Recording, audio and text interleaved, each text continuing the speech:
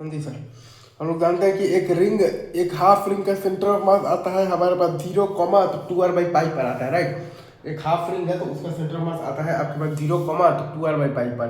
और वहीं अगर रिंग आपके पास दे रखा है कि तो क्वार्टर रिंग है तो उसका आता है आपके पास 2r/पाई, 2r/पाई पर। क्वार्टर रिंग है तो 2r/पाई, 2r/पाई पर आता है। और अगर आपका दिया हुआ है कि तो डिस्क है, हाफ डिस्क है तो 0, 4r/3 पर आता है। हाफ डिस्क है तो 0, 4r/3 पर आता है। और वहीं अगर वो क्वार्टर डिस्क हो जाएगा तो 4r/3, 4r/3 पर आएगा। ये सब इंटीग्रेशन से बहुत इजीली ये प्रूव हो जाता है। जैसे कि रिंग है तो एक एलिमेंट मान लेंगे, बेसिकली आर रेडियस ही है और थीटा एंगल चलेंगे तो डी थीटा, तो आर डी थीटा का।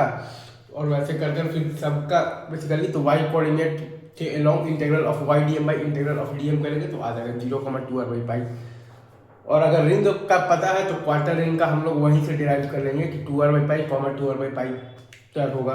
वैसे ही हम लोग निकाल लेंगे। तो डिस्क का निकालना है तो रिंग को एलिमिनेट मतलब सॉरी तो रिंग को हम लोग इंटीग्रेट करके निकालेंगे तो आएगा हमारे पास 0, 4r/3 पाई, 0, 4r/3 पाई। और वहीं अगर आपका डिस्क दिया हुआ है क्वार्टर तो वहीं से आपके पास आ जाएगा 4r/3 पाई, 4r/3 पाई। इजी आपको पास ये सब रिजल्ट से याद होने चाहिए, ठीक है। और इस पर कई बार निगेटिव मास हाइपोथेसिस के तहत भी सवाल दे देता है कि कुछ पार्ट अगर वहाँ पर मतलब भाई जहाँ पर डिस्क नहीं है निगेटिव मास, तो वहाँ पर हम लोग सिग्मा और माइनस सिग्मा दोनों मानकर करते हैं। तो वो सब चीज़ें भी देख लीजिएगा। जी सर, अगर आप यहाँ पर देखिएगा तो हॉलो कोन जिसका हाइट h है उसका सेंटर ऑफ मास आता है आपके पास h/3 फ्रॉम द बॉटम। और सॉलिड कोन जिसका की हाइट h है उसका सेंटर ऑफ मास आता है आपके पास h/4 फ्रॉम द बॉटम। और हॉलो मतलब कि हेमी स्फीयर का सेंटर ऑफ मास आता है 0, r/2। और सॉलिड मतलब कि हेमी स्फीयर का आता है 0, तो 3r/8। ये 4 स्टैंडर्ड रिजल्ट्स हैं, आपको अच्छे से रटे हुए होने चाहिए।